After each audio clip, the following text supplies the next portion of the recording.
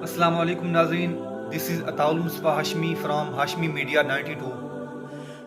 वज़ीर आज़म साहब के मुआविन खुसूसी नईमुल हक साहब इस दुनियाए रंगबू से जा चुके हैं। अल्लाह ताला उनकी कब्र की तमाम मनाजिल आसान फरमाए। लेकिन वो जाते जाते हमें भी एक खामोश पैगाम देकर गए हैं। वो पैगाम क्या है?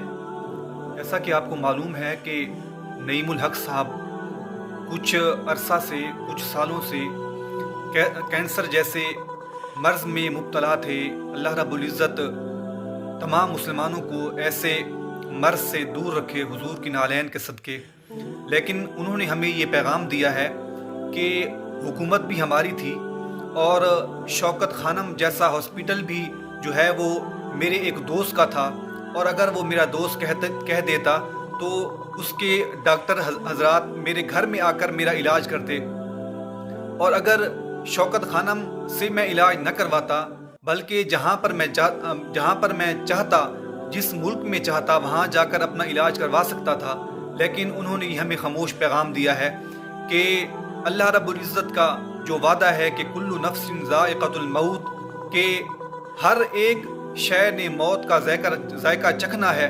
तो आज मैंने भी मौत का जायका चख लिया है, और मैं भी हर ज़रूरत के होते हुए, हर चीज़ के होते हुए मैं इस दुनिया से जा रहा हूँ।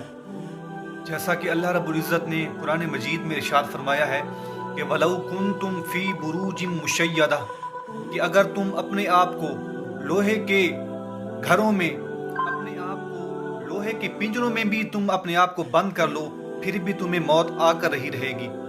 तो नईमुल हक साहब भी हमें ये पैगाम देकर गए हैं कि चाहे मैं जहाँ पर भी चाहता, चाहे मैं जो है वो यूरोप में, चाहे मैं अमेरिका में, चाहे जहाँ पर भी मैं जाकर अपना इलाज करवाता, फिर भी मुझे मौत का जायका चखना है।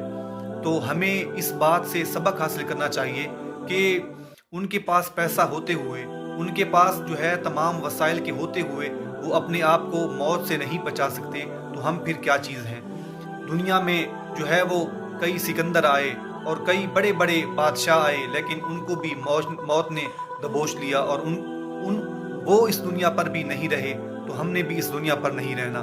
तो खुदारा हमें चाहिए कि हम हुजूर के बताए हुए तरीके पर अमल करते हुए अपनी ज़िंदगी गुजारें, और अपना शब व रोज़ जो है वो हुजूर के बताए हुए उसवे हसना पर चलकर हमें भी अपने आखरत का सामान करना चाहिए, हमें भी अपनी जो है वो जन्नत का सामान करना चाहिए। तो अल्लाह रब्बुल इज़्ज़त से ये दुआ है कि अल्लाह रब्बुल इज़्ज़त नईमुल हक साहब की कब्र की तमाम मनाजिल आसान फरमाए, और हमें भी कब्र और जो है वो आखरत की तैयारी करने की तौफीक रफ़ीक नसीब फरमाए।